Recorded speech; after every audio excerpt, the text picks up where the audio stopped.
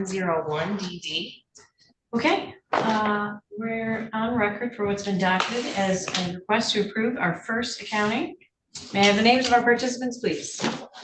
Your Honor, I am Philip Shadler. I am the guardian of Roger Allen Mason. Michael McFarland, attorney guardian ad litem.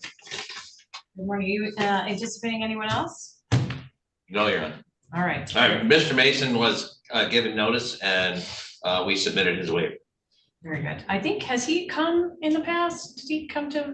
From time to time, he, Roger's routine has changed since he retired. And so he's very busy. Well, that's good. You see him often? I do. I see him very often. Is this the gentleman who is sort of known as kind of a minor celebrity? I think that's fair to say. He's been the employee of the month at Goodwill more times than I could count, the employee of the year several times. He frequently calls up Dale Gardner and speaks with Dale on the radio. Yeah, he's a gadabout. Excellent. All right. Well, is all of the information in your accounting truthful, accurate, and complete? Yes, sir. Very good. Any questions or issues on any of those things, Mr. McFarland? I found no issue. I signed the waiver and consent draft. Yep, the 18th and 19th are in there. All right. If you're joining us by Zoom, please make sure your device is muted. There we go. I'll have to help you unmute with that later. Very good. All right. Well, the court finds all interested parties were given notice for purposes of the hearing on the 18th, 19th, and 20th accounting. In this case, the information does appear to be correct. Ought to be allowed has been reviewed by our guardian ad litem as well. So the order is approved. The accountings are approved. Thank you, Mr. Shadler. Unless there's any questions, that's all for today. Thank you, Your Honor. Have a great day, great week, and a Merry Christmas if I don't see you before. Thank you. Tell Roger I said hello. I will. Mr. Marlin, thank you for your help. This is on the matter of the estate of Roxand Steve, file 53414DE. This one's been docketed as a request to open a probate estate. May I have the names of our participants, please? That is correct, Your Honor. Attorney Ashley Hampton Grimes on behalf of proposed personal representative and sibling of Miss Steve, Jean William Corkle, who is joining us via Zoom. Good morning. Along with several of the other siblings, I believe, as well. Yes, all right. So, yes, I see they're logged in under Jean Corkle. Can you hear us okay?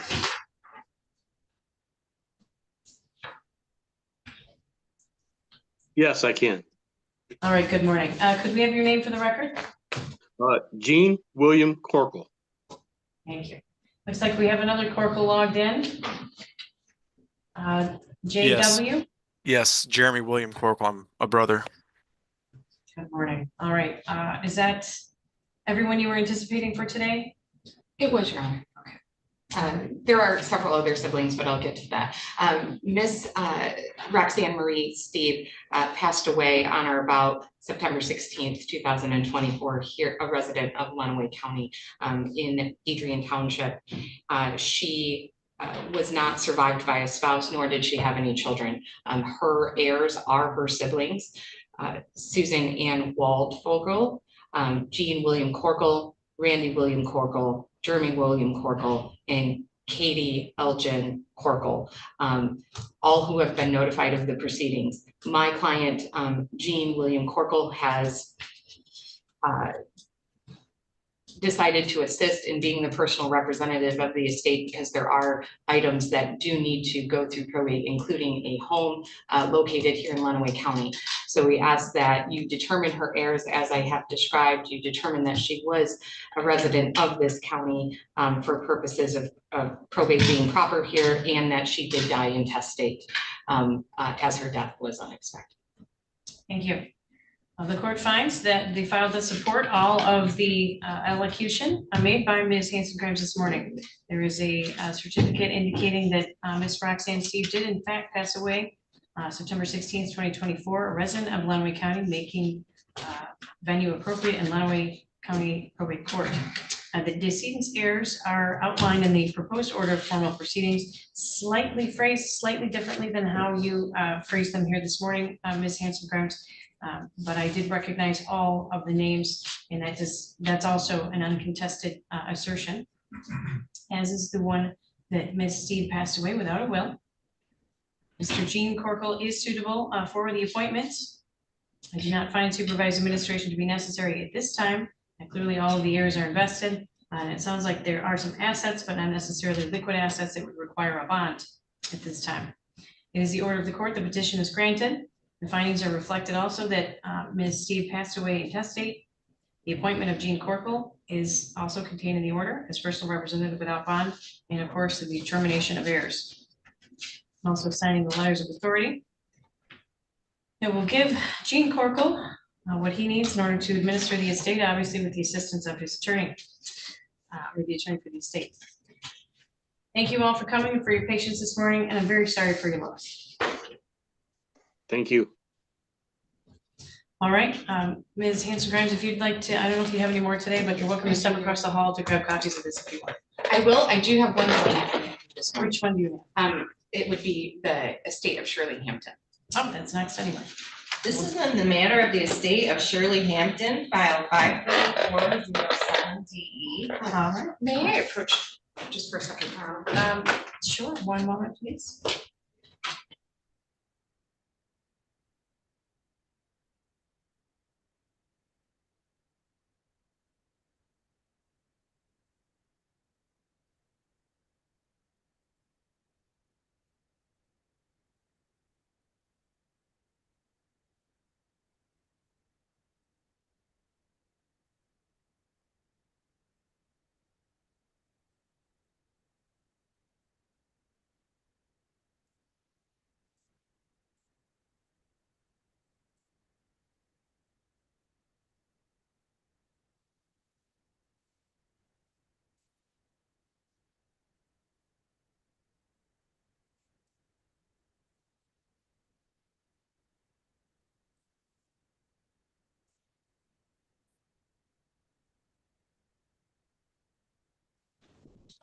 All right, Ms. Hanson-Grimes, Ms. Kudrow. Yep, I called it, yeah. Perfect. All right, for the record.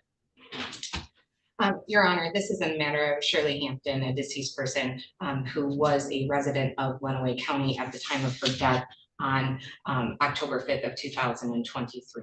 I represent the estate, and Karen Muir, who does have priority as a fiduciary for Ms. Hampton, and the contents of her estate would be from the conservator estate, which was managed by Ms. Karen Muir.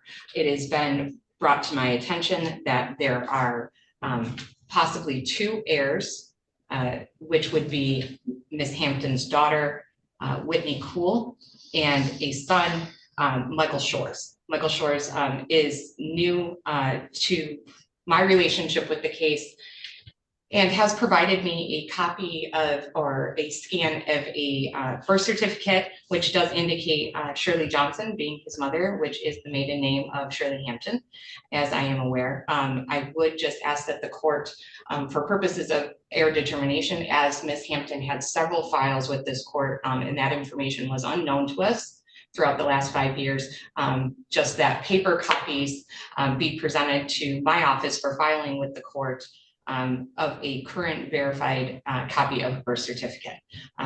Those are easily found on VitaCheck and can be provided to us, and only for purposes of the fact that during the guardian and conservatorship file, he was not provided notice of our proceedings because his identity was unknown to us. So we want to make sure that he is entitled to everything that an heir would entitle himself to, but we also need to make a proper record, as third-party liability may be involved in this case as well, due to her receiving services through the state of Michigan. So if Your Honor also agrees that that would be appropriate, just for coordination of all case files as it relates to Ms. Hampton, including the conservatorship, the guardianship, and now the deceased estate files, I would ask that you do order that. And that we can move forward from there. She was a resident of this county, as I previously stated. She did die intestate, And the content of the conservator estate, which is on or around over $30,000, does make it appropriate for this court to determine that venue is proper and that we are in need of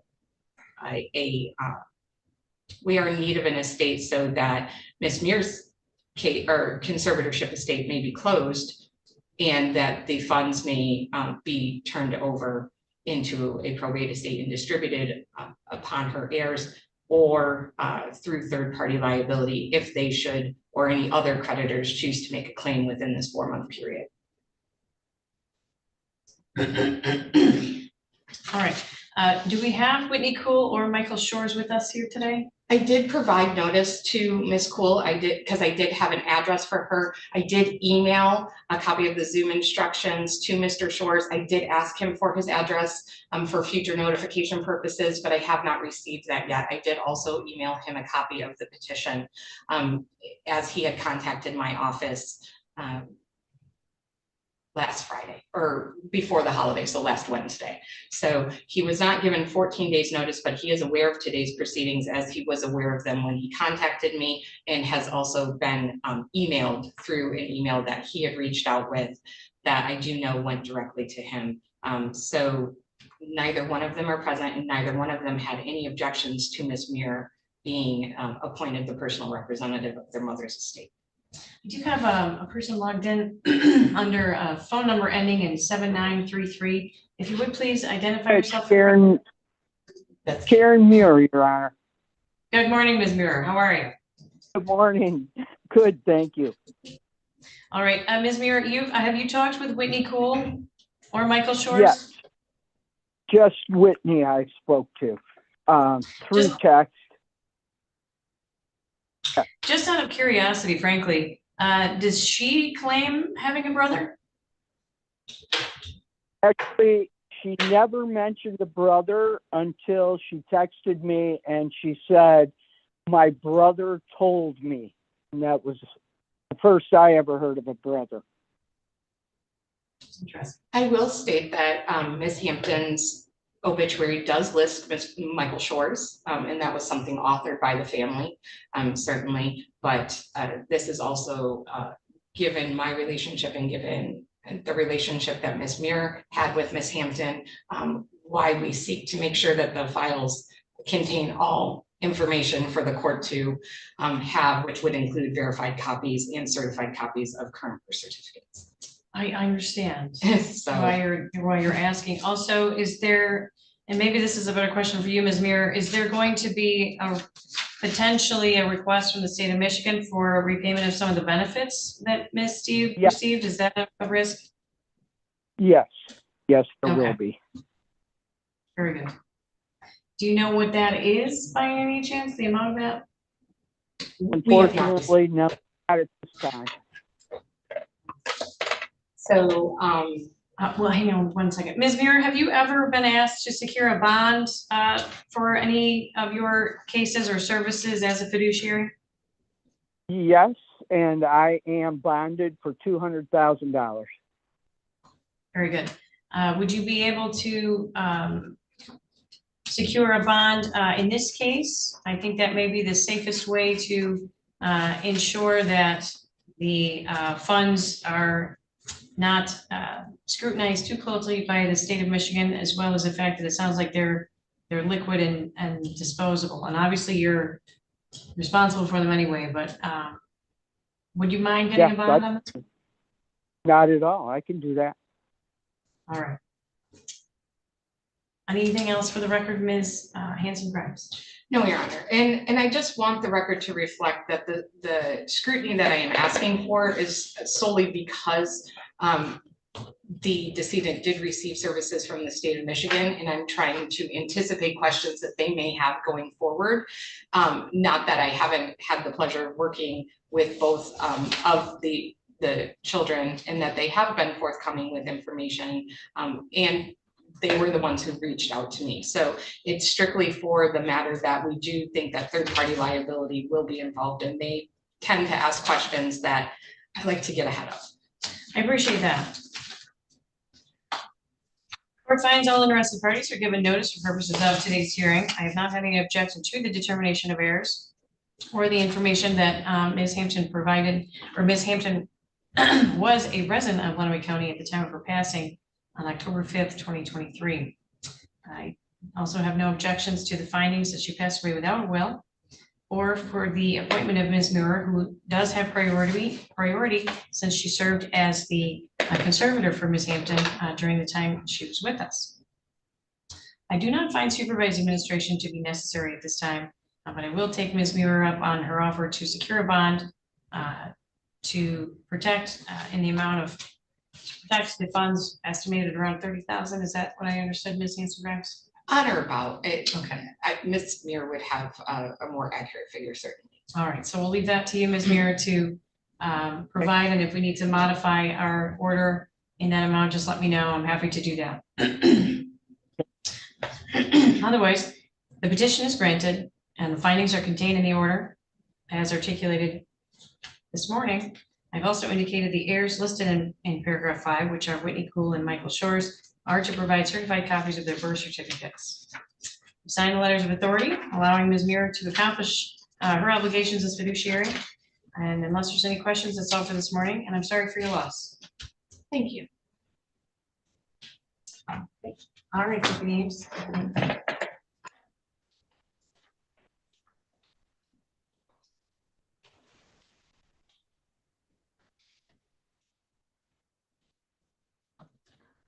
Yes, thank you. Okay, this is in the matter of Gail Sailor, file 34249DD. All right, the court's been asked to approve the 5th, 6th, and 7th annual accountings in this case. May I have the names of our participants, please? Anybody here on that one? Bruce Sailor. Okay, would you mind coming up to either the podium or one of the tables? Sure.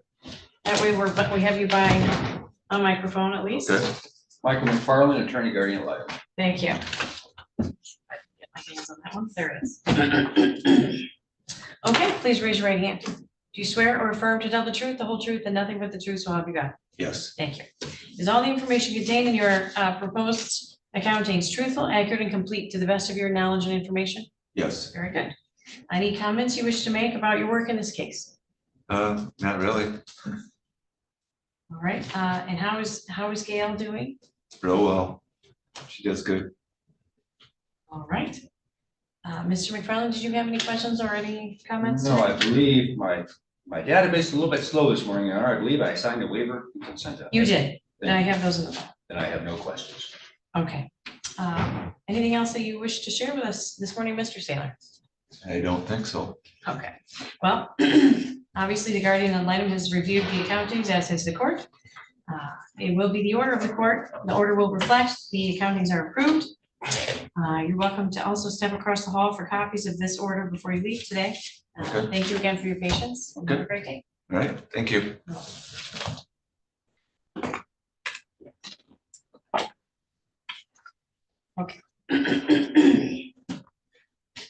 Sir, I believe, well, we're gonna go check, but the person we're going to. So I have a couple of other ones on my docket, but I'm not sure are on yours. I don't Okay. absolutely need it. Okay. Let's start with David Townley Perry. Do you have that one on yours? Perry? Yeah, here, I'll just give you my schedule. The two that aren't crossed out.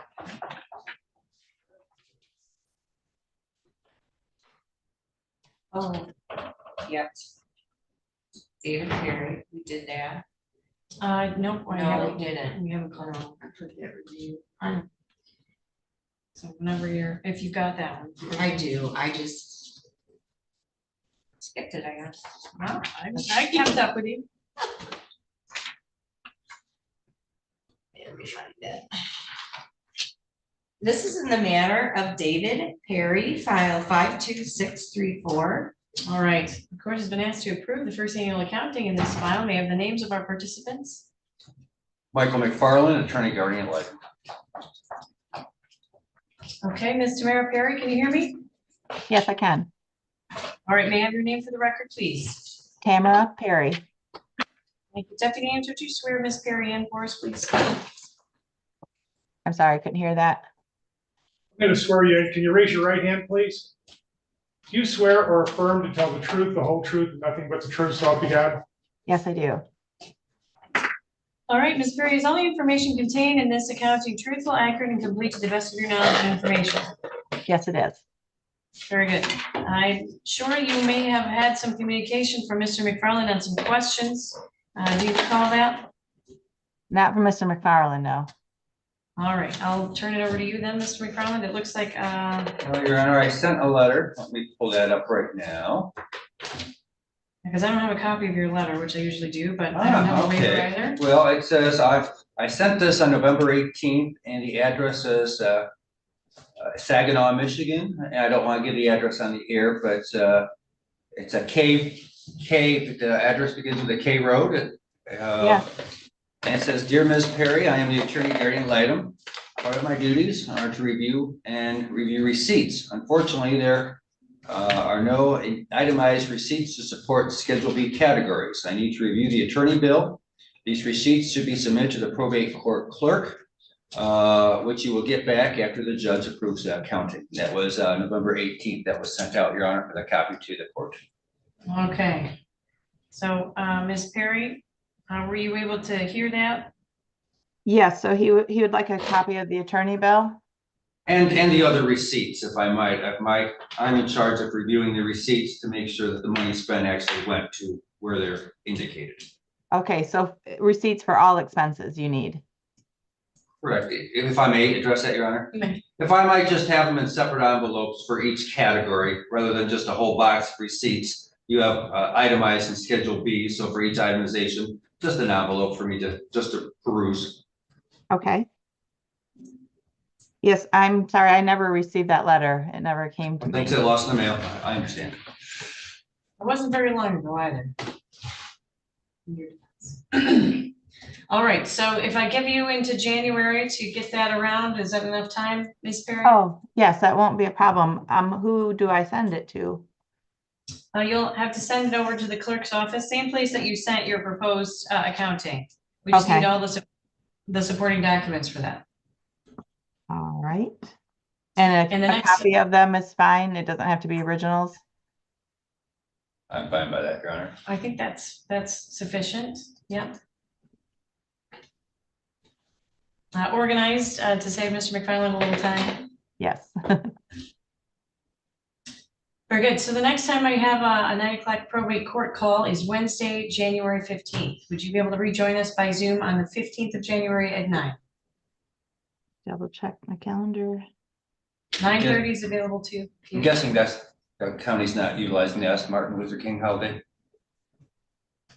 I don't see that on my. Okay, I just know that's his official birthday, so I'm not sure what date it's scheduled for. That's Monday, the 20th. That's why. Oh, okay. Thank you. Well, So this you is said, Wednesday, Wednesday? January 15th. yes, that will Wednesday, be fine. January 15th at 9. Okay. All right. I'll look forward to recalling the case at that time. Unless you have any Okay, thank questions, you. that's all for this morning. You're welcome.